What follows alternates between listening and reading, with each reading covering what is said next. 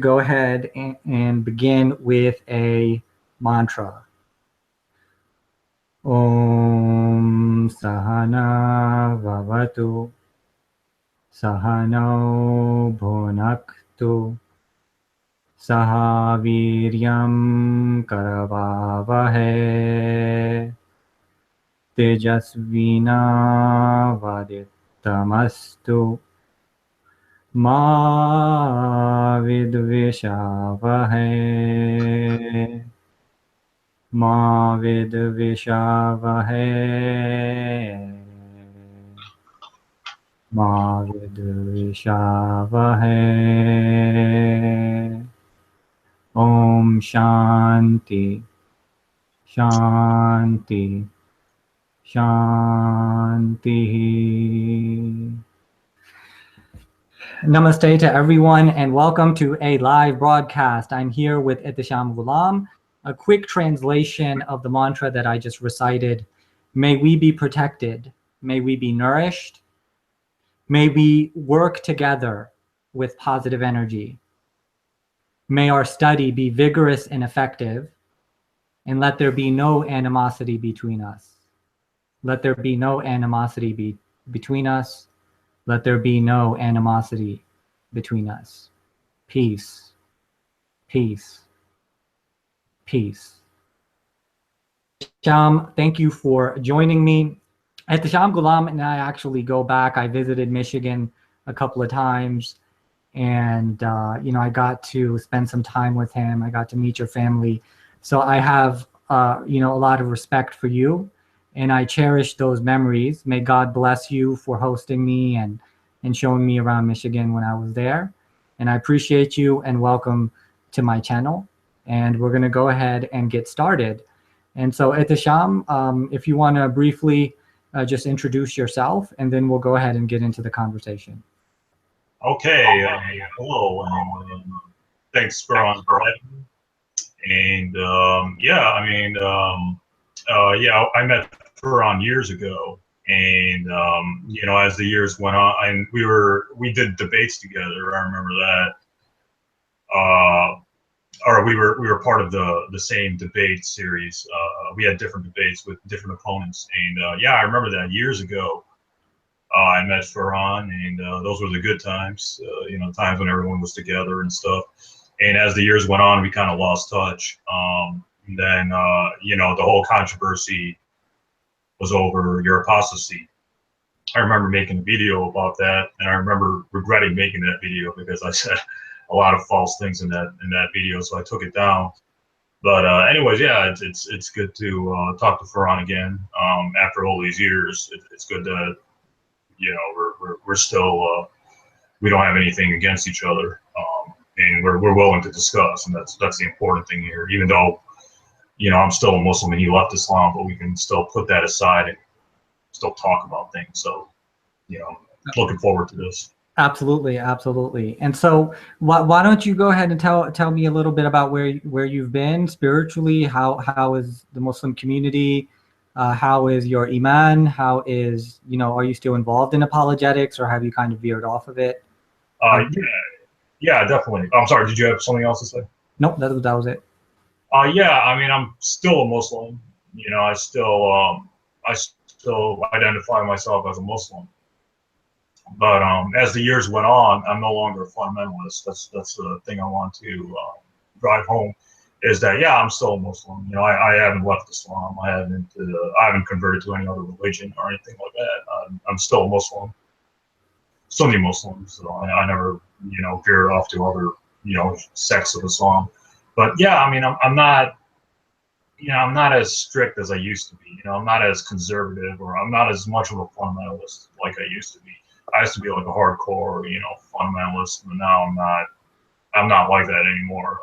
I left fundamentals behind. I'm more of a, you would say, liberal Muslim, I guess, liberal Sunni Muslim. That's what I would say. I think I can do that as a Muslim, because there's a hadith where the Prophet Muhammad, peace be upon him, said, and this is a Bukhari hadith, this is an authentic hadith, where the Prophet Muhammad, peace be upon him, said that religion is very easy. If you overburden yourself being a Muslim, you won't be able to continue on.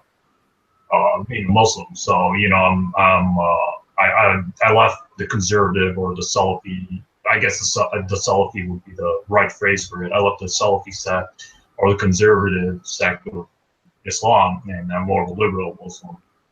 As for the Muslim community, yeah, I mean, I'm not in touch with them as much as I used to be. Everybody's doing their own thing now. I still go to the I still go to the Jummah Friday prayers and stuff like that. But as for the Muslim community, I'm not. I don't associate with them as much as I used to. And there's a reason for that, and we'll get into that later. Okay, yeah, all of that's interesting. First and foremost, I am absolutely happy that you're not, following that Salafi, uber conservative brand of Islam. I think that there's a lot of people, particularly millennials and the younger generation, that are having what's called "quote unquote" Salafi burnout. And yeah, I mean, it's good to hear that you're on the liberal side of things, and that's refreshing to hear, brother. I'm glad to hear that.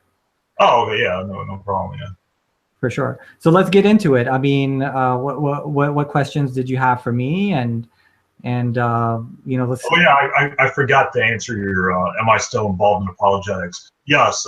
Let me just quickly answer that. Yes, I am still involved in apologetics, but I no longer, debate Christian apologists or Christian fundamentalists anymore, because I don't think it's worth my time doing that. I just want to make, quality Islamic apologetic content by YouTube videos and articles and stuff like that. So, yeah, I mean, I'm still involved in apologetics, but I'm not. It's not the way it used to be. Like, I don't do the things I used to do. I've calmed down a lot. I think a lot of people have noticed I've calmed down a lot since the early days. Yeah, so that answers the question. Okay, and the reason why you do apologetics, is it kind of to keep your own iman up? Is it to connect with other people who are thinking about some of the same topics? Or like, what's your purpose in doing apologetics? Well, my purpose was, I still feel Islam is like the truth, the only religion that has evidence for itself. I still believe that, now a lot of, the whole reason why I did that is because years ago, when I was back in high school, I did a lot of research on Christianity and Islam, and then, I read, I read a lot of atheist stuff too, and then I came to the conclusion that Christianity is false, Islam is true, based on the atheist arguments against Christianity. So that's what started it. That's what started it years ago. So as the years went on, I felt like I could prove Islam by public debate. So that's why. I got into the apologetics field because of David Wood. You and I, we both have a history with him. Whether it's a good history or bad history, we'll get into that. But yeah, I mean, yeah, I got into apologetics mostly because of my own self-interest. My parents were always like, focus on your school, your career, and stuff like that. They weren't. My parents, they're all like hardcore conservative Muslims and stuff like that. But they were always like, focus on your schools, focus on your work, and stuff like that. So they didn't really support what I was doing. But I strongly felt like the way to prove Islam was through apologetics, and I strongly felt Islam was the truth. I still do to this day. So yeah, yeah, and so most of your apologetics and your arguments, etc., pertain or revolve around Christianity, right? And the Christian apologists like James White and David Wood and these guys. Yeah, I mean, yeah, I've engaged with them. Well, that's the thing. Well, let me just say that the Bible and Islam and the Quran and Judaism, Christianity, that's my focus. I mean, I don't care about I'm just not interested. I'll just put it that way. I'm just not interested in Hinduism, Sikhism, Jainism, Buddhism. I just can't get into it. I know a little bit about it, but I'm not like you, Of course. And like I said, I firmly believe that, each individual has their own temperament, their own personality. Mm-hmm. And that temperament, that personality, there are things that match with it. There are things that resonate. And so if the Abrahamic religions resonate with you, more power to you.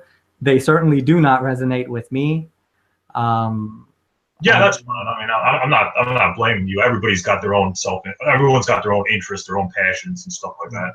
And if you're passionate about Hinduism and the Indian religions and the Indian ancestry and stuff like that, more power to you. I mean, I'm not. For sure, for sure. I mean, I do. Not only that, I would say that Hinduism or the Dharmic traditions are true. You know, so I do believe, and I would say that these are this is the true description when it comes to the nature of reality. So, you know, I don't hesitate. Yeah, but that's. I mean, more power to you. I mean, I'm not trying to kill you for doing that. I would hope not. No, I don't think that you would ever be that type of person at all. But yeah, you know, coming off of our interests, let's go ahead and move into a different topic. Maybe you want to pick like what's going on in apologetics and fundamentalism. I think that was one of the things you wanted to talk about, or yeah, I mean, because this kind of goes back personally with me, fundamentalism, because I left fundamentalism, and I left the conservative branch or the Salafi branch of Islam, and the reason why is not because of Islam, not because of the religion, it's because of Muslims. It's because I don't think the problem's with Islam. I think the problem's more with Muslims. As I got older, I realized that I thought Islam brings out the best in people, but that's not always the case. There's a prophecy where the Prophet Muhammad, peace be upon him, said that in the future, before the end times, Muslims would be the worst of people. They would start doing things outside the fold of Islam and stuff like that, or they wouldn't really be following religion. And I see that in my own Muslim community and stuff like that. So wait, do you follow the Salafi Aqidah still? Are you still like an Athari or Ashari? I still quote Ibn Kathir and Ibn Taymiyyah and all these hotshot, But what about like fiqh and stuff like that? Hanafi, Shafi, Maliki, or Ilm al-Kalam? Are you Ashari? I mean, I still follow, the Hanafi. I guess the Hanafi was the one my family followed. So I follow the one, like Hanafis, they pray a different way. Okay. So you're one of those persons who comes from a Hanafi family, mm-hmm. and yet because the local masjid happened to be Salafi, that's the masjid you went to. Is that correct? I would say it's Salafi. I mean, I don't know they wouldn't go out and say that, but it's a Salafi. It's a big Muslim community. And but as the years went on, as I got to know more and more of the Muslims, I realized that the problems with Muslims. That's why I don't have many Muslim friends, because I have more non-Muslim friends than Muslim friends. And the reason why is because I can't put up with Muslims anymore. They're just not the fundamentalists are just not pleasant people. I don't want to put up with them anymore. So as the years went on, I realized the problem was with Muslims, not with Islam. Okay. If you want to comment on that, Fair enough. I mean, I do think that we all need some type of support and friendship and community to some degree. So, I mean, I would definitely encourage you to connect with people that, that you get along with and that empower you, even if it's not that community. Maybe it's a different Muslim community. But you can't, take yourself away from community, because how are you going to build your faith and grow spiritually and that kind of thing? Yeah. I mean, I definitely see where you're coming from, but I mean, coming where I'm coming from, it's more of a problem than a solution. Just hanging out with Muslims, because that's in my humble opinion. Others would disagree. Okay, fair enough. So you said that you had some questions for me, or So we're basically, I wanted to talk about culture versus religion. Let's just jump into that. Mm. Do you think that the problems with culture, or do you think the problems with Islam, like, do you think the problems with, like Muslim culture, like Arab culture, or Desi, Pakistani Muslim culture, or do you think the problems with the religion of Islam? Because I'm having trouble, understanding your position. So if you want to clear that up, Sure. It's twofold. Number one, I don't know if you heard my interview with or my conversation with Introverted Smiles. I think one of the realities is that the Muslim community and Islam are being targeted by mainstream media constantly, right? And so what happens is when society, the public in general, constantly see information about Islamic terrorism, they're constantly looking at the news and reading newspaper articles about what's going on in the Middle East. They gain an impression, and likewise, the Muslims in the West feel intimidated that this is how the society that we're living in is looking at us. And there are some people with mental health crises that end up unfortunately doing horrible things. And that's I think that's one part of what I see. Another part of what I see when it comes to Islam, there's so many different schools of thought. So whose Islam are we talking about, right? First and foremost. Secondly, when I say that Islam needs to be reformed, what I mean by it is that the scholars need to start to open their minds to things like things, right? So when for example there's evidence. Sorry, can you repeat that? Huh? Can you repeat that? Sure. So when I say that Islam needs to be reformed, there are definitely elements within Islam that would require reformation. And so one of the more basic examples is that the scholars of Islam should conform to scientific facts such as evolution. And so, when we talk about reformation, we're talking about opening up the interpretation to some of these types of things. And so that's what I believe. Do I think that Islam itself needs to be reformed? Yes. No, I mean, I see that, but my question was that the culture. Do you think the problems with religion or culture? Because I think the problems with the culture, not with the religion. Well, I mean, when I think about culture, I think about like customs, I think about like food and dress and, some of the different personalities that come out of a particular culture. So I'm not, what would be your specific objection against culture when it comes to Islam for clarification purposes? Like me, I think it's cultural reasons because, me, I'm more of a liberal, I'm more of a, like I won't drink alcohol or eat pork or anything like that because Islam forbids alcohol, pork. Oh yeah, that kind of stuff I wouldn't say stop with some of it, right? I mean, obviously we don't want to cut hands off and stone people and whip people, but in terms of those moral issues, like eating pork, or eating meat and drinking alcohol, intoxicants, getting addicted, promiscuity, that kind of stuff. Absolutely, that's what a moral framework and a spiritual framework is for, is to discipline us and purify us. So I'm with you on that. I don't think that we disagree on that. No, like the cultural issues. Like, I've noticed that some Muslims are so so conservative, so ultra conservative that they won't even like allow their women to like go out in America. I'm not talking about the Middle East. I'm talking like America.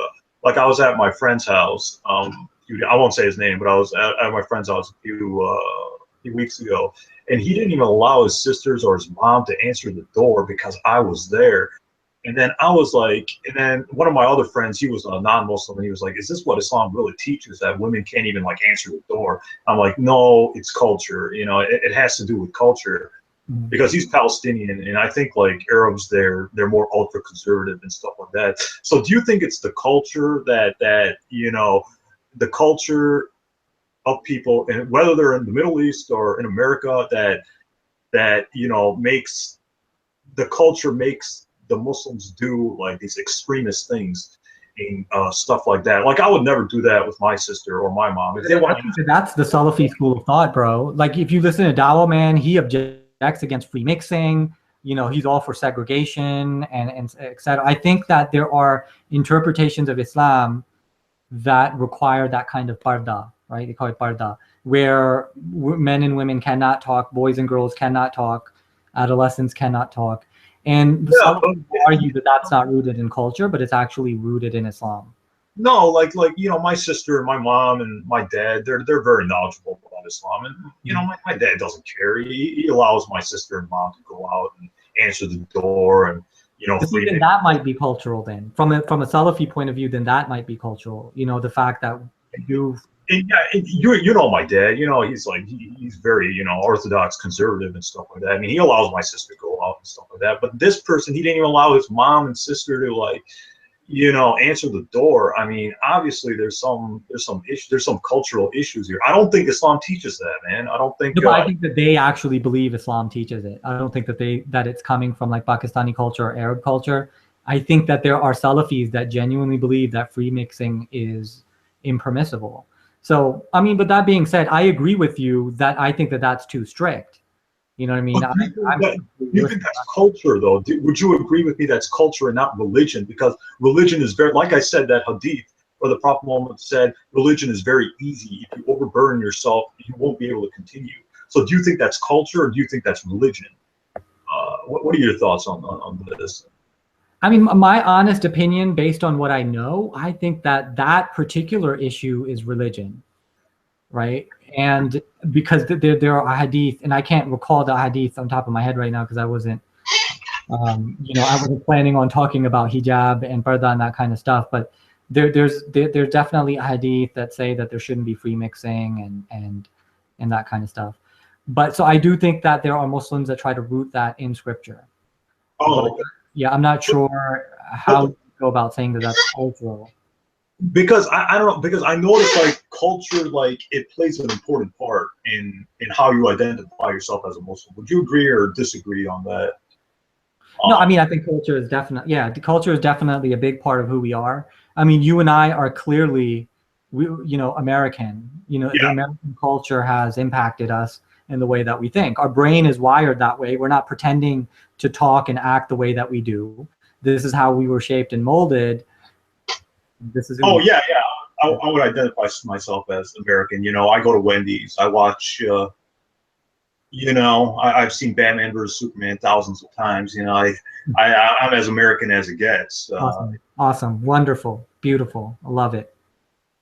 So, but do you think that when Muslims come to America, they still have that culture ingrained in them? Do you think that they'll never be liberal Muslims or like me? Well, there's liberals in all countries at Ehteshaam. There's liberals in Pakistan. I don't know if I know plenty of Muslim liberals who came straight out of Pakistan, in the way that they think and the way that they act. I don't know why this person popped up in my head, but the physicist, what's his name? The one that Hamza debated, Hamza Zortsi's debated. What's that Pakistani guy's name? Hood boy. Right. So he's like a liberal type in Pakistan, like straight out of Pakistan, right? Professor Hood boy, the physicist. Okay, I never heard of him, but okay. I mean, well, there's many other people. I'm sure you have relatives who complain about religion all the time, even though they're Muslim. You know what I mean? And they don't necessarily wear hijab and stuff. So there's liberals everywhere. So, but do I think that people, who are surrounded by a particular community, like and or if they have a particular upbringing in a community, when they go out into the liberal world or go out into the Western world, that they have a difficult time assimilating and adapting? I think that that's definitely the case. Yeah. Oh, okay. Yeah, because I was just thinking, like, as the years went on, I realized it's culture. It's not Islam, and women issues and stuff like that. It was really like, my dad, he never cared about, like, he always trusted my mom and sister. He would allow them to go out and stuff like that because he always trusted them. But then, like, some Muslims, they don't even allow their women to go out, and that's like, that really bothers me because that gives like a bad name to Muslims. For sure. What about music? Do you listen to music? I mean, you watch movies. Yeah, I listen to Katy Perry and all that stuff. I mean, not Katy Perry, but yeah, I was like, come on, bro. No, it's okay. She's all right. But no, but the point is that you're open. Like soundtracks, like Star Wars soundtracks, Batman vs Superman. I got the whole soundtrack on my iPhone. So yeah, I listen to music. Yeah. Sweet. Now, I mean, I'm glad to hear this from you, man. That there's regular human beings in the Muslim community, and I think people need to see that at Ehteshaam. That there's normal, regular people who are just like the rest of us Americans, and that's important for people to see. So I appreciate you for you being open and for you being yourself. Oh yeah, no doubt. Yeah, but then that goes back to fundamentalism. Do you think fundamentalism is causing, problems? Was causing a lot of apostasy for sure, right? Okay. There's people who are getting burnt out. There are people who are just upset with the way that these scholars are teaching Islam, and they don't want anything to do with it anymore. So yeah, I think fundamentalism is a problem, and the Muslim community needs to step up. Muslims need to step up and do something about it. Look, in 1974, Muslim ulama had gotten together and they declared Ahmadiyya as kuffar, as outside of the fold of Islam. So Yeah, if ulama can come and get together and do that, then why can't ulama come together and make not just a verbal fatwa against this kind of fundamentalism, not just against terrorism, but these kinds of interpretations that lead to fundamentalism? That the ulama need to get together and make a statement about it. Muslims should be marching against these kinds of Muslims, protesting outside of the masajid where these types of things are being preached. When we in the West and we in the world begin to see Muslims protesting other Muslims, these fundamentalists, that's when we're going to be like, okay, there's the Muslim community that we're looking for. There's the Muslim community that we're calling for. You know what I mean? And yeah. until that You're happens, you're always going to have fundamentalists, right? You're always going to have these strict, hardcore, conservative liberals that don't let their women go out, that they don't let their kids listen to music. If they eat, Wendy's chicken nuggets, they better leave the house because it's going to be World War III. You know what I mean? You're always going to have these fundamentalists and these conservatives, uh, causing like trapping, and not even kids, but their own kids and people. They trap people in there. They don't let them out, or they threaten them with abandonment and stuff like that if they don't follow certain rules and stuff like that. Like one of my friends, he got married, and he was telling me, I'm not going to reveal his name. He's from Yemen, and then he was telling me like his wife's brothers are so strict on her that they would like check her phone and do all kinds of like things to her. They would like hit her and stuff like that. And then I realized that it's culture because Islam doesn't allow hitting women and stuff like that. So do you think it's yeah, that kind of stuff I would agree. Like the misogyny, the way that certain Muslims treat women, or and that kind of, yeah, I think that part is cultural. I agree with you. Yeah, so you would agree some of the vices of Islam are cultural, or some of the problems in the Muslim community, whether it's back in the Middle East or over here, or Muslim countries or over here, it's cultural. You don't think it's the religion, do you? Because I'm having a hard time.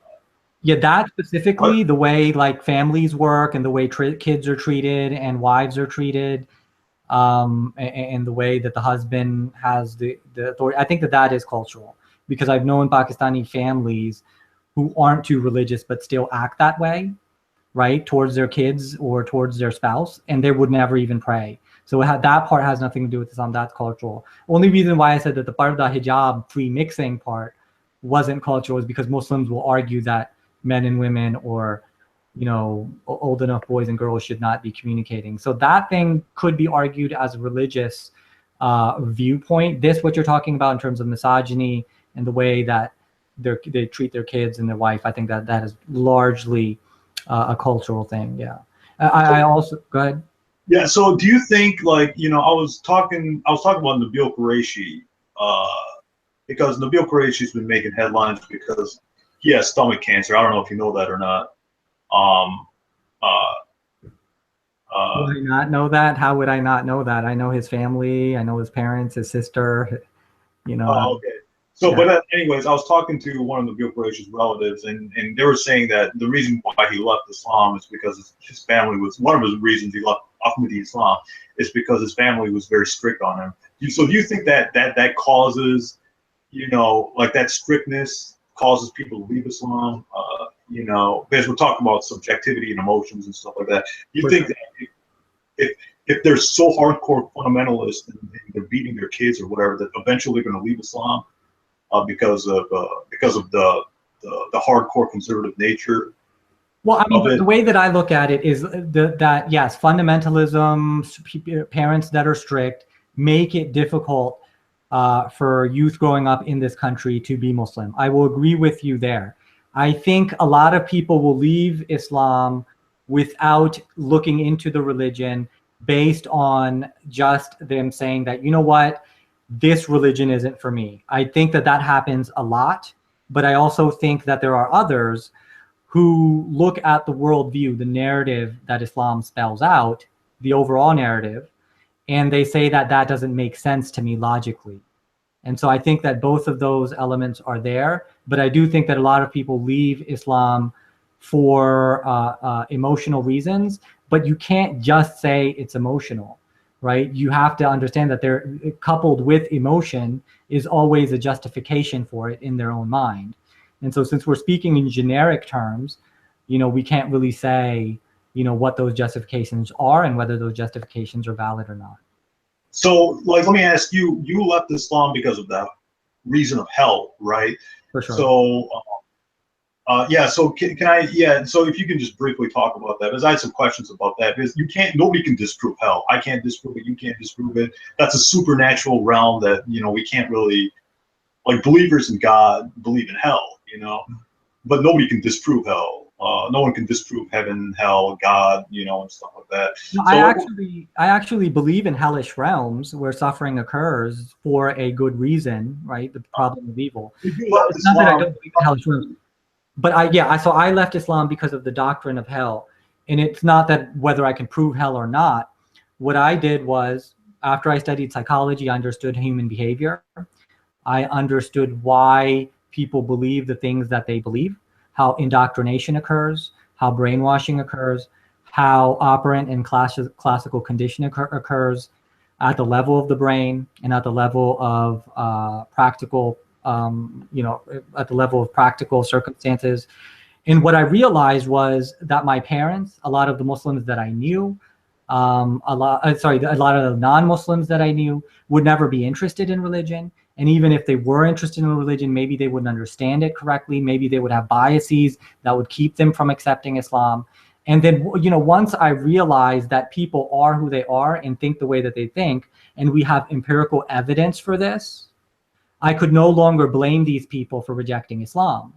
And then it boggled my mind even more when it says that people who study the religion decide that it's not for them, decide that give some type of justification why this religion doesn't make sense to them, that they should be tortured for eternity in fire, where their skin is burned off and replaced with new skin endlessly, where they're thrown into boiled water, dragged out, they escape it successfully, and then they're poked by an iron rod that drags them back into the water. Now, here's the thing.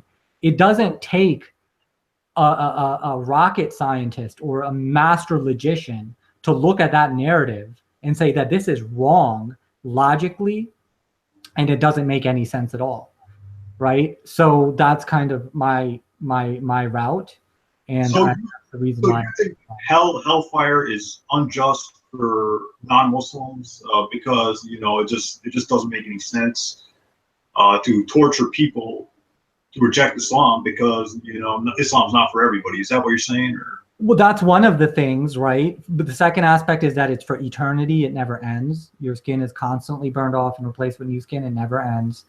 Cruel and unusual punishments in the United States of America are prohibited. In a matter of fact, from what I understand, the vast majority of countries will not apply cruel and unusual punishments that are temporary, let alone Jahannam being cruel and unusual punishment for eternity. The way I look at it is, if you have an objection against terrorism, if you have an objection against Adolf Hitler and other people who tortured people on a temporary basis, then what we would turn God into is the ultimate terrorist, is the ultimate Adolf Hitler, where torture and cruel and unusual punishment never ends. And that is a gross allegation against God. Oh, okay. Yeah. So, I mean, I would just say that, I don't agree with you. I respectfully disagree. But I would just say, life is a test. Some people pass, some people don't. And then the way I see it is that there's God, and then there's the world, and then the world is a test. People are. But you can't brush it off and say the world is a test, bro. If you go and see human beings tortured in Syria right now, if you see what's happened in Syria, they're blown up. You see those kids, you see the men and women that are suffering, right? It's not funny. It's not something that you can just brush off, right? And no, I'm not brushing it off. I'm not trying to, I'm not justifying any of that, what I'm comparing it to is Jahannam, right? You can't just say that, oh, good and bad people, whether they believed in Islam or not. You're talking about grotesque, cruel and unusual torture. You can't just say, oh, some people this, some people that. I'm sorry, not me. Okay, but getting back to what I was saying, like life is a test. The way I personally see it, and the way the Quran and Islam describe the Hadith describe it, is life is a test. When people pass, they go to heaven. If people don't pass, they go to hell. So you wouldn't even agree with that premise. Oh no, that's an atrocious premise, and I would argue logically from empirical evidence in psychology why that is not only immoral but unjust. Oh, okay. Then why would God? Yeah, see, I don't know, because why would God then like allow the problem of evil and stuff like that? Like, what are your take on the problem of evil? So right, so then we have theodicy, right? Theodicy is a response to the problem of evil, why evil exists. So from this perspective, from the dharmic perspective, and from the way that I understand it, the best that I can, is that there is soul building going on, that everyone goes through what they go through in order to learn the lessons that they're supposed to learn in order to grow and evolve spiritually. So the good and bad that happens is there to help us grow spiritually. It's not there to punish us. It's not there to torture us. It's not there in that, both in this world and in the worlds to come. All suffering is not for punishment. It's there to help us grow and to purify us.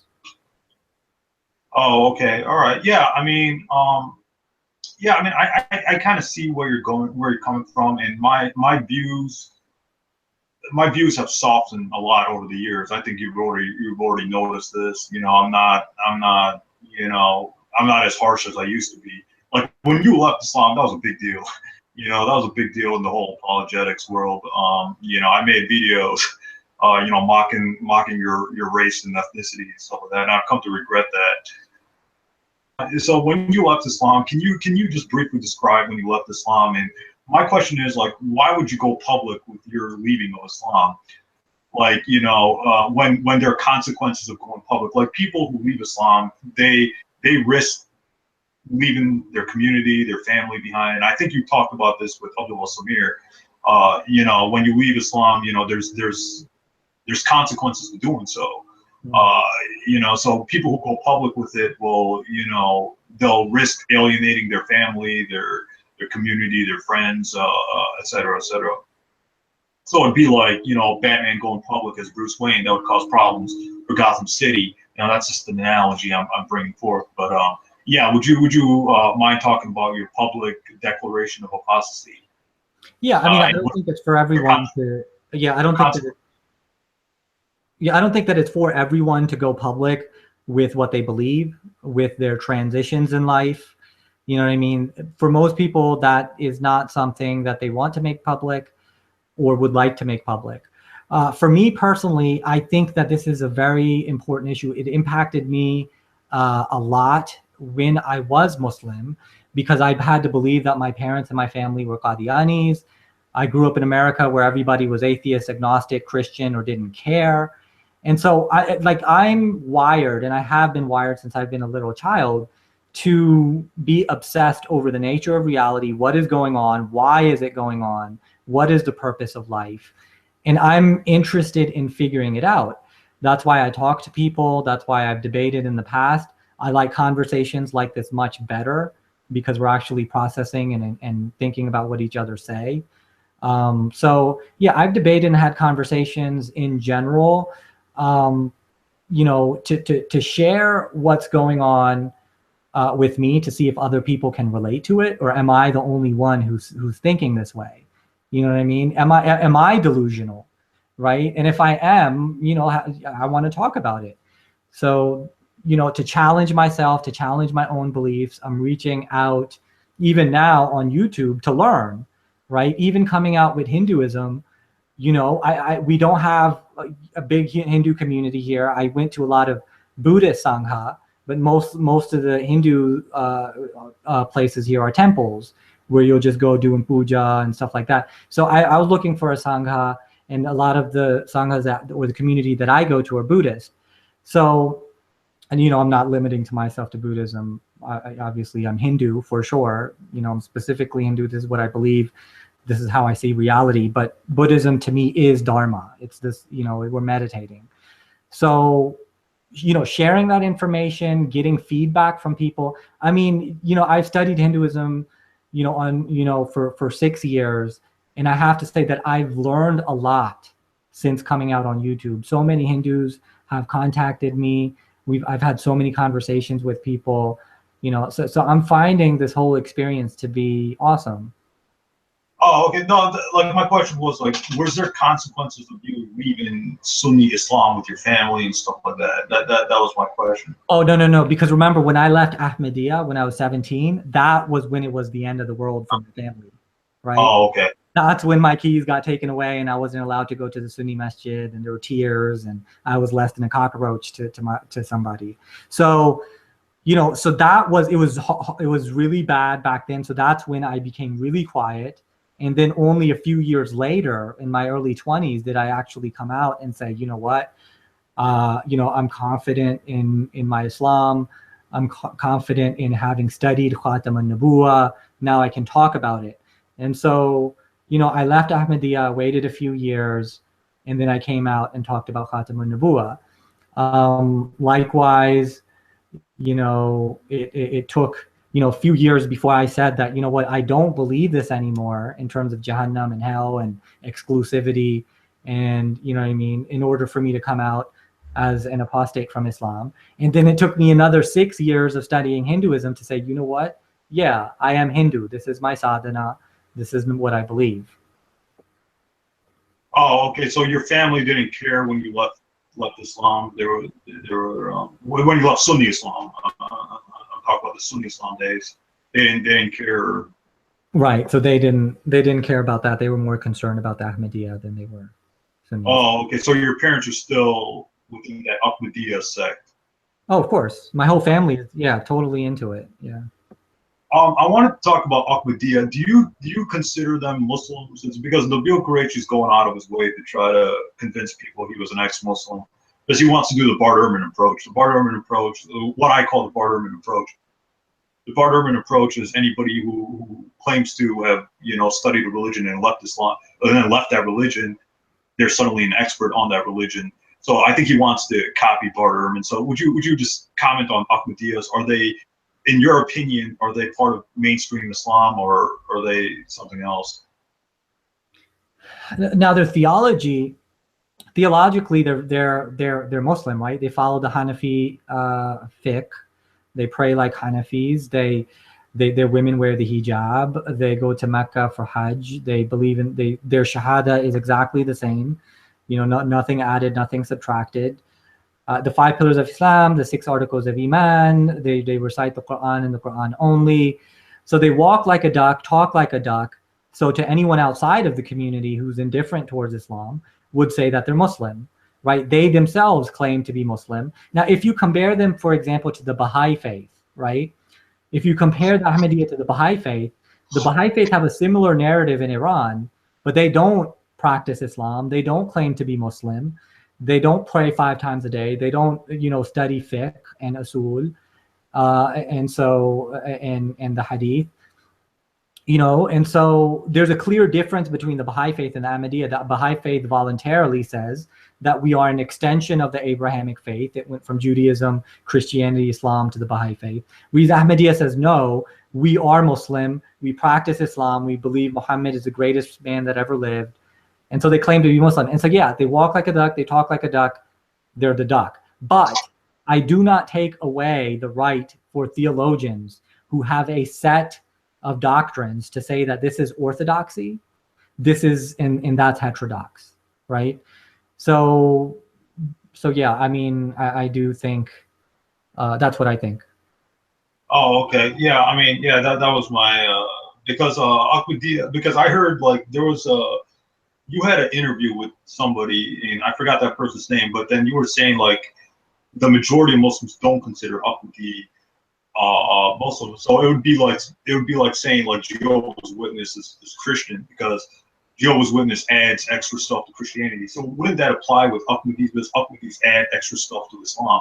They say Gulam Mirza Ahmad was a prophet, and there could be prophets that come after the prophet Muhammad, but there's some they have to follow they have to follow Muhammad. But then you're adding extra stuff to Islam, and that doesn't that take you out of Orthodox Islam? What are your thoughts? Yeah, I mean, you know, just like Jehovah's Witnesses and Mormons, for example, and Seventh-day Adventists, they're Christian, right? They claim to be Christian. They go to church. The Bible is what they hold to be sacred. Jehovah's Witnesses, Mormons, and Seventh-day Adventists are Christian. They are heterodox Christian, right? Mainstream Christians do not consider their heresies to be Christian, and hence they don't consider them to be Christian. In the same way, Ahmadiyya, Ismailiyya, and so on and so forth, Alawiyya, and so on, you know, they're Muslim, they're heterodox, their heresies take them outside of the fold of Islam according to mainstream orthodoxy. That's the way it works. Oh, okay. All right. Yeah, I wanted to talk to you about. There's a video, and let's get into David Wood for a second because we both have a history with him. There's a video where you're rebuking David Wood. So, did you have any contact with him? Do you have any contact with him these days, or what are your thoughts on his apologetics? I mean, I haven't seen him in a while. You know, we're Facebook friends.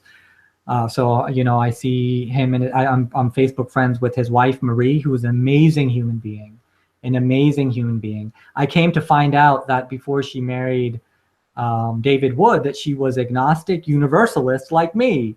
But, you know, she believed in universalism, whatever flows, you know, whatever makes you a better person, whatever spiritually connects you.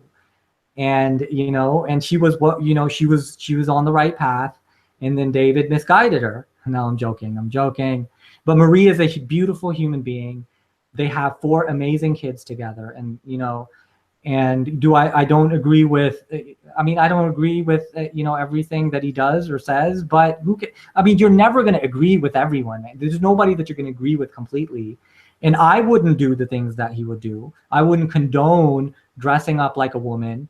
I wouldn't condone being provocative to instigate Muslims. I wouldn't condone, you know, with the self-fulfilled prophecy where you go provoke Muslims and get the expected result of anger. I wouldn't do those things, but I don't judge David. I think he's a cool guy. I think he's come a long way spiritually. He's grown since his traumatic childhood and adolescence and so on and so forth.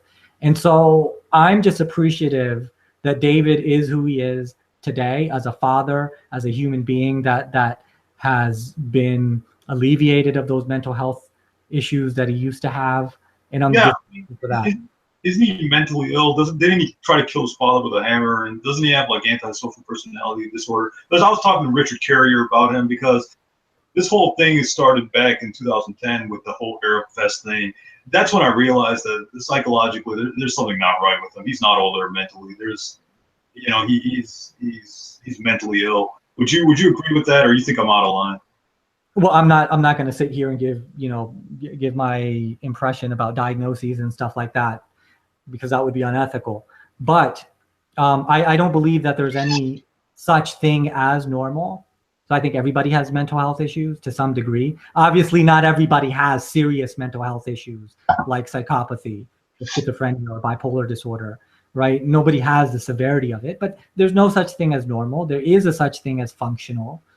And given that that's the case, I think that we tend to see, you know, if you study psychology, you can see a lot of these things, but they ultimately don't matter, man. We're all human beings. We're all struggling with life. It's wrong to label somebody as mentally ill and just leave it at that. That's not all that they are, right?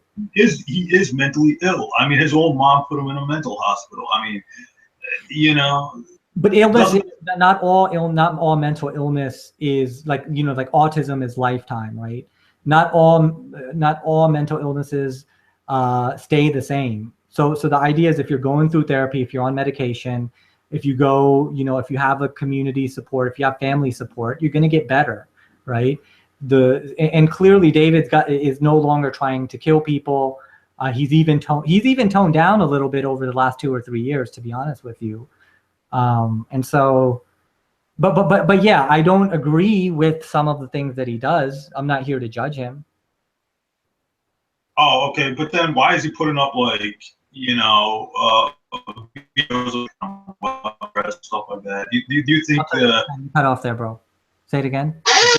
why is he putting up videos of him like putting on women's dresses and stuff like that? Don't you think that's part of his mental illness? He's not getting better. In fact, he's getting worse, because that's just too extreme for my, Yeah, I mean, the sarcasm isn't a part of psychopathy, right? Sarcasm isn't part of antisocial personality disorder. So, I mean, I think that people are sarcastic. They have their own jokes inside of their head that they think that they're funny, and other people don't think that those jokes are funny. Like, I'm sure that you have thoughts in your head that you internally think are funny, right? But you wouldn't express that verbally because it would be offensive to people, right? And so, no, I don't agree with that at all. Obviously, Ehteshaam, I think that it's ridiculous. But he thinks that he's a comedian. He tries to be a comedian. He's funny sometimes, and sometimes people go over the lines, and sometimes people are just looking for ratings, bro. Sometimes they're just looking for views on YouTube. That's what I've learned. And so, I think that all of those factors play into it. Oh, okay. Yeah. I mean, yeah, I just wanted to know, because me and Richard Carrier were talking about that in our interview. And then Richard Carrier is like, no, I wouldn't have any interaction because he's too fundamentally dishonest. So, I just wanted to get your thoughts on that. For sure. But yeah, another thing I wanted to talk to you about was your interview with Abdullah Samir.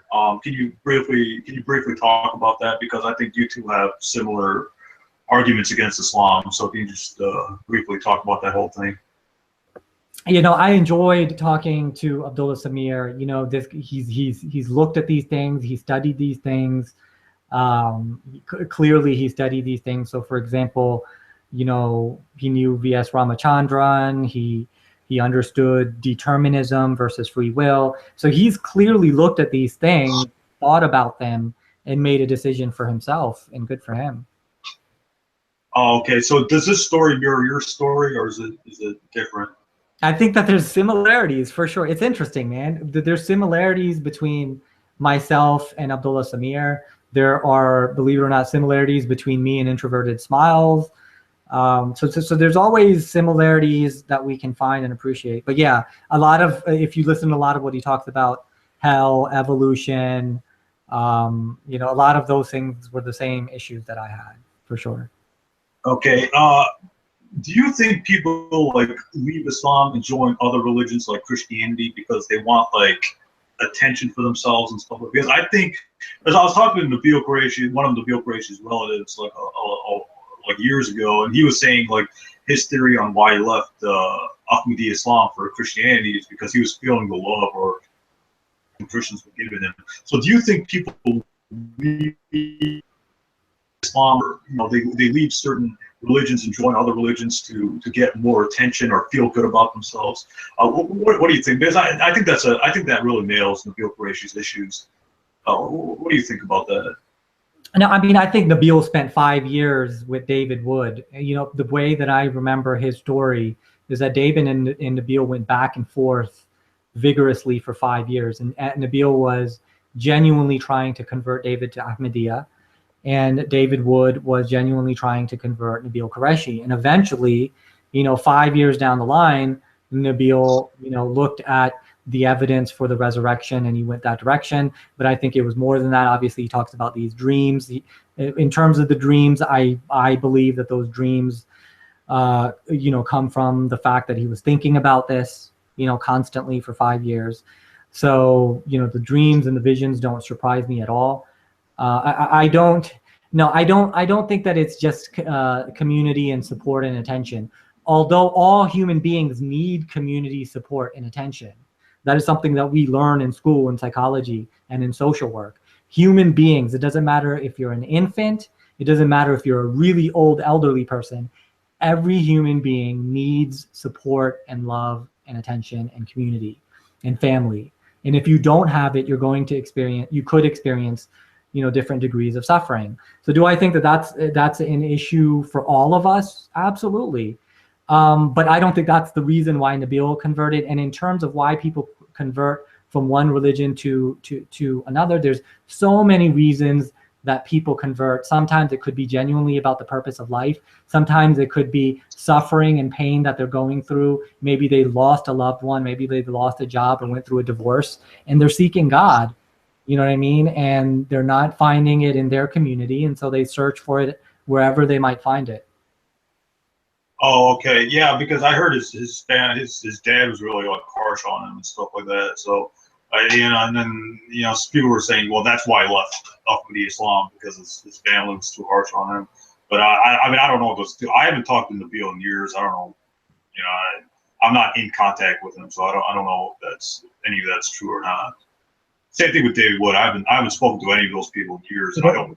There's so many contributing factors, right? So, for example, if we were to go into why somebody converted to Islam, anybody, you know what I mean? Even Hamza Yusuf.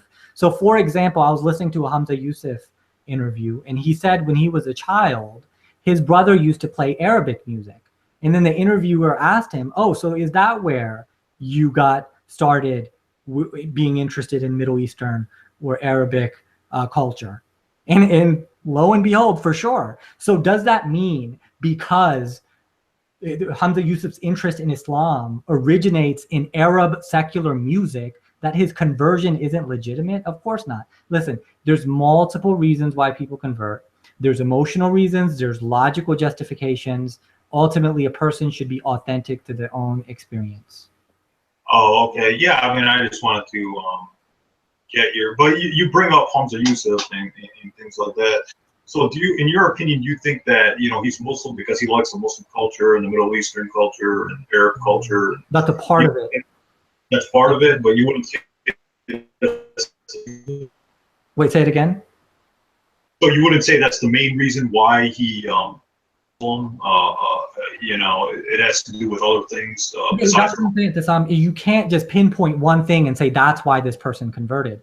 There are multiple reasons why a person goes in the direction that they go in. It's never one or two or three things. And so with Hamza Yusuf, no, it wasn't just him listening to Arabic music and liking it in his childhood. In the 60s, the hippie culture was rebellious against what the American government was doing in foreign countries. Out of the result of that, people started seeking foreign religions. His mother was a Buddhist. He turned to Islam. In addition, I'm sure he read certain things that resonated. He visited the Muslim community. Something about the Muslim community spiritually and emotionally resonated. So you have all of these different emotional factors that go into Hamza Yusuf's conversion, and you have all of these logical justifications that go into Hamza Yusuf's conversion.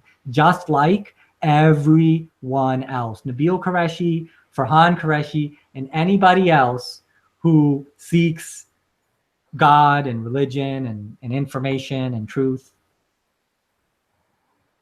Oh, okay. Okay, yeah. I mean, so you don't have any contact with the Christian apologists we used to, debate? Have you ever had contact with Sam Shamoun or David Wood or any of those people? Or is that those days are done? They're not coming back? No, I mean, obviously I'm in contact, via Facebook with David and his wife and Nabil Qureshi and Nabil Qureshi's family. Sam Shamoun, obviously not. He's a Christian fundamentalist. James White, I haven't spoken to him in forever, but I like the shift. If it is a shift, maybe he's been consistent with this, but I like James White in terms of his integrity and intellectual honesty. I haven't been in touch with him, but yeah, so that's pretty much it. I mean, George Saig has called my phone a bunch of times. I wasn't interested in George Saig's phone calls. Apparently, we were supposed to set up a debate with Matt Slick. Matt Slick agreed to debate me. I agreed to debate Matt Slick. We were going to do it, and there was just a conflict of schedule, and so that's the last I heard from. So you're not involved in like the Christian fundamentalists, or you're not involved with debating Christian apologists anymore and stuff like that. Because I'm not. Yeah, I would totally be willing to debate Christians on exclusivity and some of the problems that I have with Christianity. I mean, I would be willing to. I haven't been pursuing it. Oh, okay. Because like me now, like if you want to know like what I'm up to now, I'm trying to get Robert M. Price. You ever heard of him? I'm trying to get him to Michigan. Yeah, atheist, right? Yeah, atheist. Yeah, I'm trying to get him to Michigan. So in September he's coming, and then I'm in contact with Richard Carrier and Bart Ehrman. So yeah, that's what I've been getting those people. George Saig, I've been in contact with him.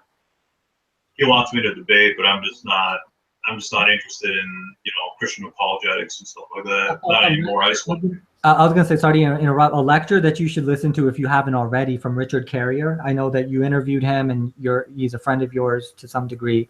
Richard Carrier did this lecture called "Are Christians Delusional?" And if you haven't heard it, yeah, I would definitely recommend just for information purposes and perspective purposes. That's a pretty good video. Oh, okay. So you're not doing what you used to do. No, I would be open to, but I'm not interested at the moment. But I would be interested, particularly on the issue of exclusivity. That's the issue that I'm interested in. Oh, okay, all right, yeah, because I'm trying to get like Robert M. Price and Bart Ehrman to talk about their perspectives on the Bible and stuff like that. So there's upcoming things on my channel. So if you want to view that. I'm a huge fan of Bart Ehrman. So if you do ever get to interview Bart Ehrman, I'm going to be envious because I have his books. It would definitely be amazing to talk to him. I have a ton of respect for Bart Ehrman. So if you get an interview with him, I'm going to be watching for sure. Oh, okay. All right. So just the reason why I said various religions, and I wanted to talk to you about this too, is because in my trailer video, the video advertising this interview, I said various religions instead of you converted to Hinduism. And the reason why I said that is because you yourself, I said that on purpose. And the reason why I said that is because you said that you were agnostic, then a universalist, then you followed the stream of thought from Buddhism and Hinduism. So, if you want to comment on me saying various religions instead of Hinduism. Well, first of all, agnosticism isn't a religion, right? Agnosticism isn't a religion. And I was never, and I am not agnostic about the existence of God, right? There's a difference between epistemology and ontology. We don't know what God is, but that doesn't mean that we cannot have an epistemology to know God, right? So what I'm agnostic about is the fundamental nature of what reality or God is. But here's the thing, no one knows what God is, right? Christian scholars will admit that they're agnostic about ontology. Muslim scholars will admit that they're agnostic about ontology. And so we have to admit that we don't know what this is, right? But it is what it is. In Sanskrit, tattvam asi, right? I am that, right? So because there's allegations of you changing your religion to, because you've changed like multiple views over the years, from Ahmadi to Sunni to agnostic to Hinduism to universalism. But that's not correct, though. That's not correct. First of all, what I'm explaining is agnostic isn't a religion, right? When I left Islam and I claimed to be agnostic theist, which I still claim today, right? I claimed universalism back then, and I still claim universalism today, right? So I claimed the perennial philosophy back then, and I still claim the perennial philosophy today. So, and these are not religions, right? They're simply philosophical discourses. All three of those are philosophical discourses, not religions. Universalism is not a religion. You could be a Christian universalist. You could be a Muslim universalist. Agnosticism isn't a religion. I've heard of agnostic Muslims. I've heard of agnostic Christians. Okay. So, and the perennial philosophy is not a religion. It's simply saying that all religions have these fundamental universal truths, that all is one, right? Advaita, Wahdatul Wujud, and so on and so forth. So those were never religions, right? So Never. why is there accusations of you changing your religion all over, YouTube and the internet and stuff? Who's accusing me of changing my religion? Like Yaya Snow and people like that. I don't. I by the way, I love Yaya Snow. I think he's a very good brother. So I do have respect for him, even if he said those things which are incorrect. And he knows, out of all people, that I've been into Hinduism. He knows better. If you Google my name with Yaya Snow, an article will come up from a few years ago where Sam Shamoon confused my recognition of Jesus's divinity as being a Christian statement with it actually being a Hindu statement, right? I was claiming it from the perspective of Hinduism years ago, right? And Yahya Snow wrote, hopefully it is definitely still up. I looked it up a couple of weeks ago. So he wrote an article saying that Sam Shamoon confused my Hindu philosophy with Christianity. And so Yahya Snow knows better than anybody else. Nabil, for example, Nabil Qureshi and I were out in DC like 3-4 years ago, maybe. And we went to look at a Middle Eastern exhibit. There was a Middle Eastern exhibit where they had many different things from the Middle East there, including a door from the Kaaba. One of the ancient doors of the Kaaba was there in the museum in DC, and there were signs, "Do not touch." And both me and Nabil looked at each other and touched the Kaaba door. So, and when we had a great time. And when we left, he was asking me, what do I think about this? Is like 3-4 years ago. He was asking me about what do I think about Gandhi, and I said that he's a divine incarnation. And then out of synchronicity or coincidence, we were walking, and there was a big Nataraj, a big image of Lord Shiva. And as soon as we didn't know it was going to come up, but there was an image there, and as soon as I said it, I bowed. So Nabil Qureshi knows, David and Marie know. When I visited there, when I went to the debates in New York, right? When I debated David at New York University and at Rutgers, we talked about Hinduism and how I'm into Hinduism and meditate. So my parents have known forever. So Hinduism is not a new thing. So there's no allegations that I switched religions, okay? So here's what happened. I left Islam. I said I'm agnostic. I believe in the perennial philosophy. I believe in universalism, all of which are not religions. They are philosophical discourses. In addition, I said that I am studying and learning and practicing Hinduism and Buddhism. Now, I personally do not consider Buddhism to be a separate religion from Hinduism. I personally believe that Buddhism is Hinduism, and it's an extension of it. We believe wasn't Lord Vishnu. Wasn't Buddhism a spin-off of Hinduism? It is Hinduism. It's not a spin-off. It's an extension. Oh, okay. Yeah, and even beyond Buddha, we had other gurus that have come, Adi Shankara and Swami Vivekananda. That doesn't mean that there's now a Vivekananda religion and a Shankara religion. It's simply Hinduism. It's Sanatana Dharma. It is what it is. So, no, I don't consider, the reason why I distinguished Buddhism and Hinduism back then is because even to an extent, there is a differentiation. It's like saying Sunni and Shia or Protestant and Catholic, right? There is a difference. But ultimately, even when I go to Buddhist Sanghas today, whenever I've gone to Buddhist Sanghas, I've always been Hindu. I believe in Atman Brahman, which means that the higher self and the ultimate reality are one reality. And so this is not true. I've not switched religions over and over again. When I left Islam again in 2011, I declared my philosophical situation. I said Hinduism and Buddhism. And like I said, it took 6 years for me to say that my sadhana, which means my daily practice, and my beliefs are totally Hindu. My genetics are totally Hindu. So, there's nothing that I should, recognize my ancestry.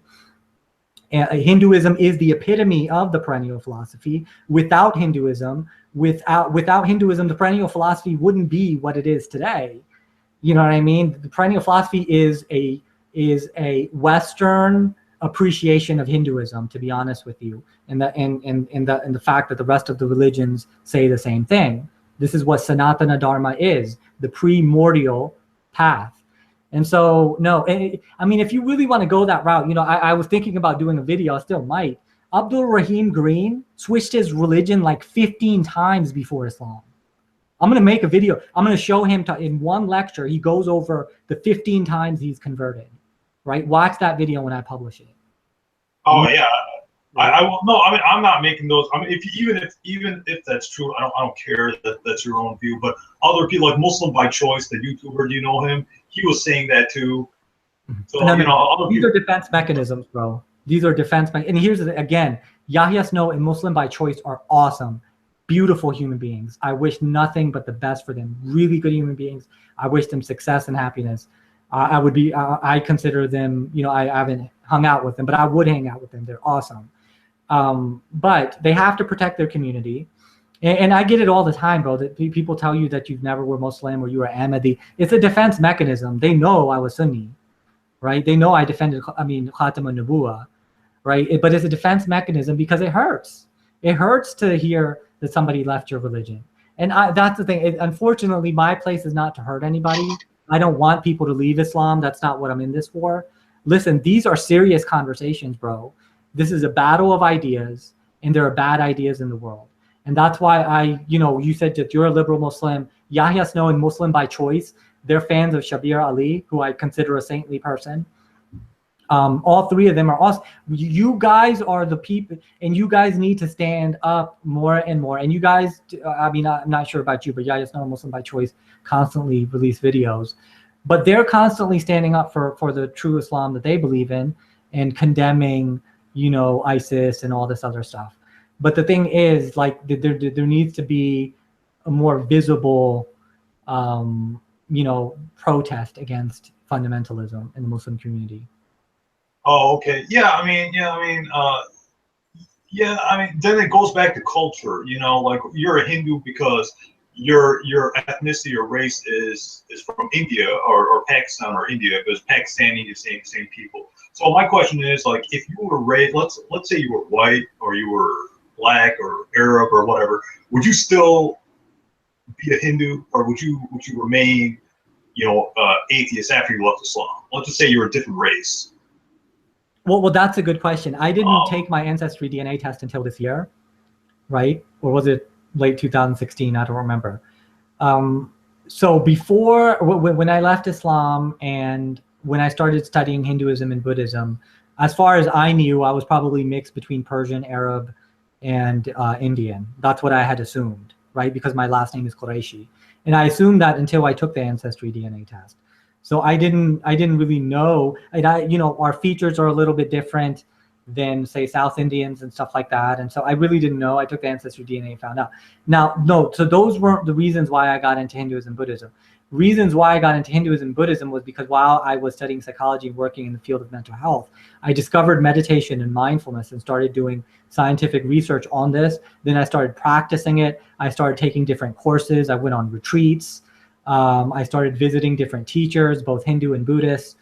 And I was interested in the therapeutic value of what they were teaching because my career is in psychology, right? In mental health and behavioral health and counseling and that kind of stuff, or it at least was back then.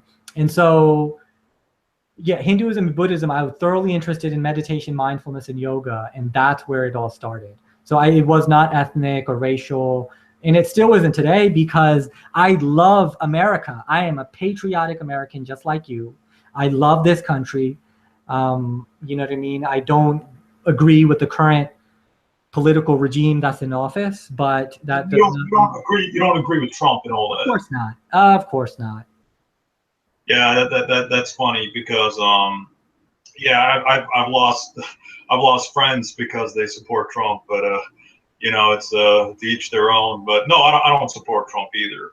But yeah, it's an interesting thing that you brought up with ancestry and race and ethnicity and stuff like that, because I knew from way back that Indians and Pakistanis, they have no relation to the Arabs. Arabs and Indians and Pakistanis, they're genetically, culturally, linguistically, they're two completely different people. And I knew that from way back then.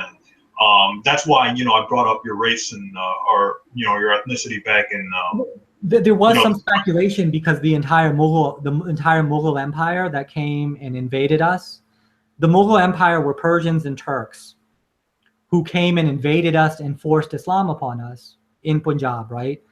And that they intimidated us with like jizya tax, and Aurangzeb, was really vigorous in trying to convert India to Islam. One of the few situations where Islam was actually spread by intimidation was in India, particularly by Aurangzeb and these Mughals. And so so if we have some of this Turkish Persian ancestry, possibly from the Mughals, so then there was that chance, and then we have Sayyids and Qurayshis and Hashmis and stuff like that who claimed lineage to the Prophet of Islam. Even Nabil Qureshi wrote in his book that based on his last name, he believes that he is a descendant of the tribe of Quraysh. And I thought the same thing too. That's false. There's no blood in India and Pakistan. I am like certain of it. Oh, I agree with that. But and it's interesting because I saw a video where Nabil Qureshi was claiming that his family has relationships to not the Prophet, but Umar bin Khattab, whole Arab blood in those areas. So, like, what are your thoughts on that? Like, when Muslims say that from Muslim ancestry, Arab blood in them and stuff like that, what are your thoughts on that? When Muslims claim Arab ancestry, you said? What are your thoughts on that? Yeah, I mean, well, first and foremost, let me clarify that I don't think that Islam just spread in India because of the Mughal invasion. It didn't just spread in India because of Aurangzeb by force. I do agree that India is a massive subcontinent. There are various parts of India that were not affected by the Mughal Empire. In a matter of fact, a ton of Indians did convert because of proselytization in Bengal and in other areas. And so not all of India was converted because of jizya tax and intimidation by Aurangzeb. But I do want to say that at least my ancestors, the Punjabis, that they were. A lot of them were. So that being said, I didn't want to make it seem that all Muslims in India were converted by force. So hopefully that's clear. Now, as far as why Muslims claim Arab ancestry, I think that a lot of people might have like this inferiority complex of being Indian or having a superiority complex and thinking that they're different by being Arab. So, some type of pride in being related to the Prophet of Islam or the tribe that he belonged to. So I think it's like for, personal egoic type of reasons, racial pride or something like that. Oh, okay, so you think Muslims want to fit in, so they just make up their own ancestry, saying because I have no Arab blood in me, and I'm proud of that. Like I'm not proud. You know what I mean? Like I know who I am. I know where I come from, and I'm not related to anybody from Lebanon or Palestine or Yemen or whatever. But there are Muslims who say that. So my question is that do you think that they say that because they want to belong? They want to, they want to belong with certain people, so they'll start doing, things different from their own culture and stuff like that, just to fit in. Yeah, I mean, I would say that, that is the case to some degree. I mean, here's the thing. I don't want to stereotype everybody. We don't want to stereotype everybody and generalize to that degree. Everybody's different and unique and that kind of thing. But for sure, I think that element is very true.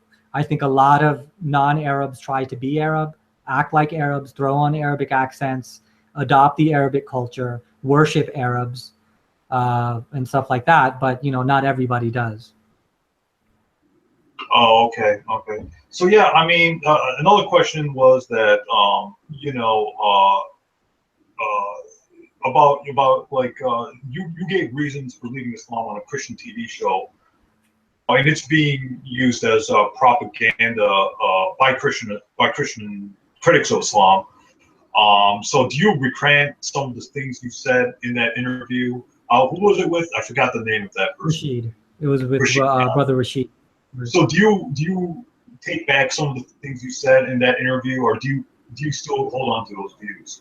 I mean, I've listened to that interview several times. I think the majority of it was just talking about psychology and my mind and what I was studying and how I understood psychologically some of the religious tensions that were there. So all of that I definitely don't disagree with, right? All of that was very important information, I think I articulated it well until the very end of the interview. I said some things that are recanted already. And I stick by my, by taking them back. Islam is not a dangerous religion. I said that. I do not believe that. I think that there are people who make interpretations of Islam, and the reasons why they make those interpretations are because of socioeconomic, geopolitical situations, tribal and cultural situations. There's many different factors that go into how and why a person can have a dangerous theology. And it's because, for example, if you read the Old Testament, if you read some of the verses in the Old Testament, and I've heard Christian scholars straight up admit this, like Christian scholars admit this. I think Jay Smith was one of them, that the Old Testament is actually far more extreme than the Quran. Have you heard that before, Ehteshaam? Yeah, right. Yeah, you have to look at the context and behind all those, the reasoning behind that. But yeah, I get what you're saying. Right. So Jay Smith was admitted. I think it was Jay Smith, but I've heard others say it too, that the Old Testament is actually far more extreme than the Quran and Islam. But we don't have Jews, carrying out a lot of these different things in the Old Testament. So yeah. I don't know. I think that it depends on the situation in the world right now, with Islamophobia being as intense as it is. Muslims feel that they are being targeted. They feel Muslims feel it. They feel hated, right? I feel hated, and I'm not even Muslim. You know what I mean? I was talking to introverted smiles about that. Get out of my country. Get out of my country. Get out of my country. That kind of stuff. Like, okay, clearly, clearly there are some issues here. And I do not, under any circumstances, want to contribute to that. I do not want to see family members being pushed down at the grocery store for being Muslim. I don't want to contribute to Islamophobia. It's going to be bad karma for me if I do contribute to it. And so, but that doesn't mean that we cannot criticize Islam, right? So this is an important point. Like, we should be able to debate. We should be able to have critical analysis. We should be able to say that these are moral issues that we have. Please explain it to us. So that kind of thing you cannot take away. Oh, okay. So do you think Muslims are very protective, and they don't want to, talk about controversial issues regarding women and stuff like that? Do you think Muslims are very protective of other Muslims? That's another question I wanted to ask you. That's a psychological and sociological thing, bro. If you study sociology, people are protective of their own group, right? Okay. People are protective of their own group. That's not exclusive to Islam. That's just human beings being the way that they are. They favor confirmation bias. They favor those that belong to their own group, and stuff like that. I've been trying, through my dharmic practice, my Hindu practice, I've been trying to transcend that as much as I humanly can, and just see the entire human species as my family, as the Veda says, Vaisudeva Kutumbakam, that the whole world is a family. And so I'm trying to transcend that in my own mind. But, do I support Hindus? Absolutely. Am I going to do everything to support the Hindu community and the Buddhist community and the Sikh, the Dharmic community? I'll do everything that I can, but I want to support human beings in general. But yeah, we all favor those who we agree with or are from the same tribe, naturally. Oh, okay, yeah, because it's actually interesting because I've had some doubts over the years and stuff like that, but like I can't tell anybody those doubts because and then it would cause like serious issues. So I was just wondering about, like, do you still have Muslim friends, and after you left Islam? Of course. My thing about, let me say this about doubts, bro. Human beings, when we go through suffering and stress, that's when we start to, these types of thoughts begin to surface in our mind because of our pain. The emotions do have a lot to do with apostasy, right? As we said before, or conversion or deconversion. When people become Christian, and when people become Muslim, they do it for emotional reasons. They're going through something and they're seeking God. So my thing is you can't, for me personally, everybody has their own journey, everybody has their own perceptions. But as far as God is concerned, I have this subjective gnosis that God is real, and it's difficult for me to deny that subjective experience. So, what I would say for you in terms of doubts is just continuously, connect with God more than trying to think about this logically, more than trying to prove something. Like, try to actually experience God, experience life, and understand what life or God is communicating to you. What lessons are you learning in life? Everybody's learning lessons constantly. People, the stress and suffering that you're going through, the drama and the trauma that you're going through, that is God speaking to you personally. And, it's up to you to be able to perceive that, appreciate it, learn from it, grow from it. Oh, okay. Yeah. Yeah. I mean, it is, it's hard being Muslim in America. I think you would agree with that. And ever since Trump got in office, it's even worse with, the whole political atmosphere and stuff like that. Like, we're not in the Obama days anymore.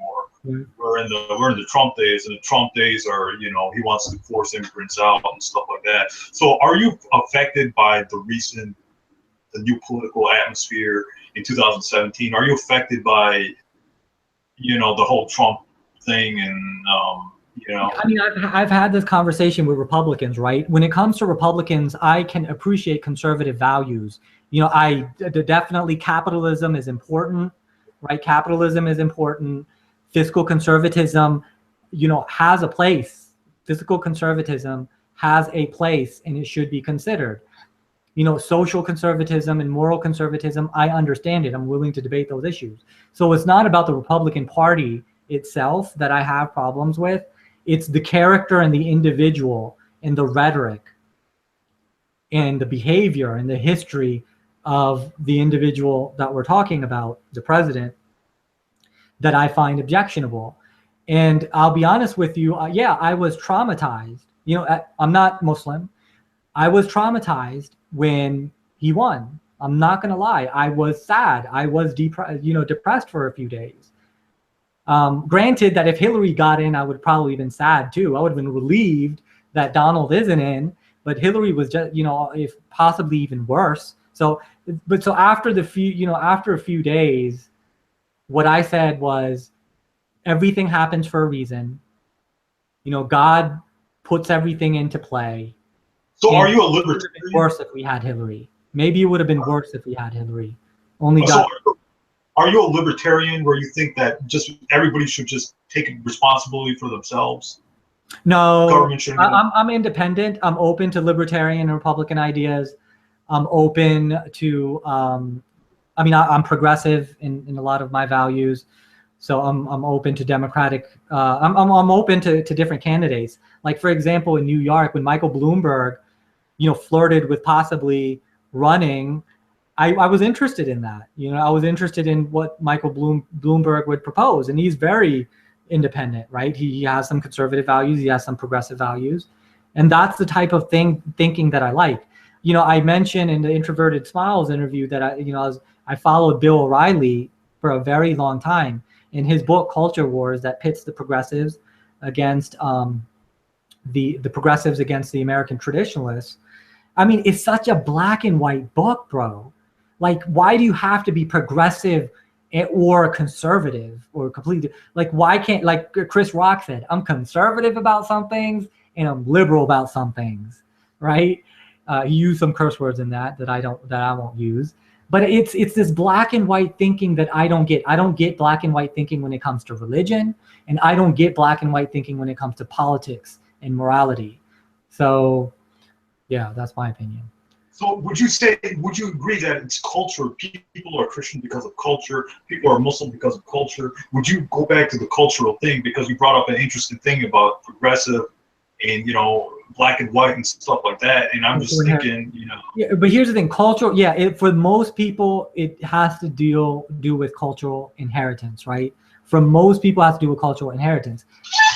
that ultimately doesn't matter in the bigger picture. You know, you can look at it if it's true or not logically and scientifically. You can look at it from the perspective of, is it helping me and making me a better person?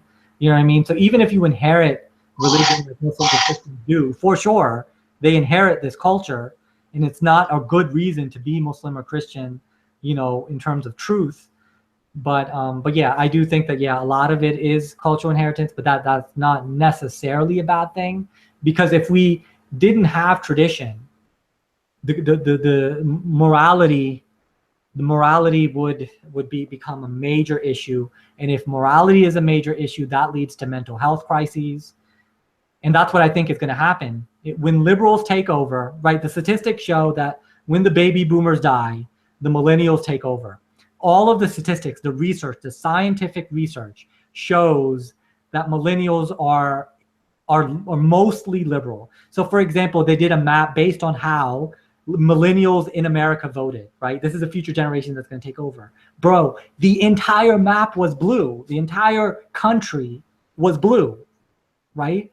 And so, but here's the thing, even though it becomes blue, what I believe is that the liberals are going to mess it all up with moral issues, thinking that it's all okay.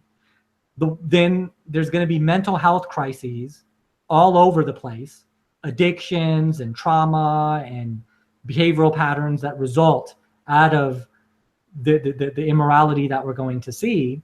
And then a new wave of conservatism, a future generation, a new wave of conservatism is going to come about that's going to challenge some of these moral issues. So that's the way I'm kind of imagining that it's going to happen. Oh, okay. Yeah, I mean, you know, it is interesting because over the years, you know, I've changed, you've changed, we've evolved perspectives.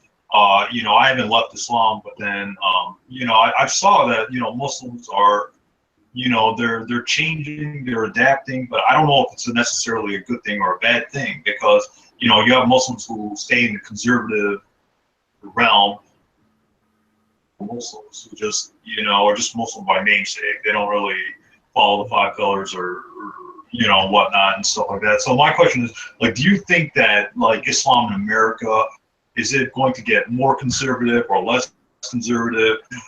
Is there going to be a cultural clash? Like, you know, what are your thoughts on Muslims in America? Yeah, and again, do you have any advice? And we'll wrap up with this because I actually have to go teach in an hour. Oh yeah. So yeah, no, I mean, I think, you know, I think the future of Islam in America, I think as the generations continue, you know, there's going to be less generations that are immigrants and more generations that are born and raised. So as a result of education, exposure to diversity, the Muslims in America and in the West and in Europe and in other, you know, Western countries, that they're going to be more open-minded and liberal, right? I also think with the rise of New Age spirituality in the West, that Hinduism and Buddhism are on the rise in the West. That's just, I don't think that that's my bias. I think we're actually seeing that. Not Hinduism, Buddhism specifically, but at least New Age spirituality. But there's a lot of Hinduism, Buddhism too. But in terms of the future of Islam in America, yeah, no, I think generationally, they're going to be more open-minded. But because globalization is happening, we're becoming more global. The future generations of other countries are going to be so interconnected with America and the rest of the world that we're going to begin to have a global culture. And a lot of people fear that. A lot of traditionalists feel that. I don't know if that's going to happen for certain, but based on the trends that we see, that we're headed towards a global culture. Oh, okay. Final question: Marvel or DC? Marvel, only because I was a big, only because don't get me wrong, you know, I like DC too. I remember having that vivid imagination about Marvel characters when I was a kid. Oh, so you didn't see Batman vs Superman? Versus, yeah, definitely. You saw that? No, I mean, like I said, I love DC. I mean, in terms of movies or comics, or, you know, it depends. Yeah. Did you see this version? Yeah, it was a bit ago though. Oh, okay. What'd you think? Did you like it or? Yeah, no, I mean, I thought it was, I mean, it was okay. You know what I mean? So I personally like it better when it's just the individual character rather than all these other superheroes. You know, just tell the Batman story, the Superman story. I mean, I've enjoyed those a lot more than I have, you know, with some of the integrated movies. But I thought that movie was pretty good, pretty cool. Oh, okay. Wonder Woman, you know, where they ruined that with the trailer. So I'm more of a DC guy, but yeah, I get where you're coming from. So thank you so much, Farhan, for joining us. And yeah, we should do this more regularly. What do you think? for sure, Ehteshaam, you know, it is refreshing to talk to a Muslim who practices and is completely liberal, is completely open-minded, listens to music, goes to Wendy's, watches Batman and Superman. You know, there are normal Muslims out here, and people need to know that. So I appreciate you. So assalamu alaikum, namaskar, and hope to see you soon. Have a good one. You too.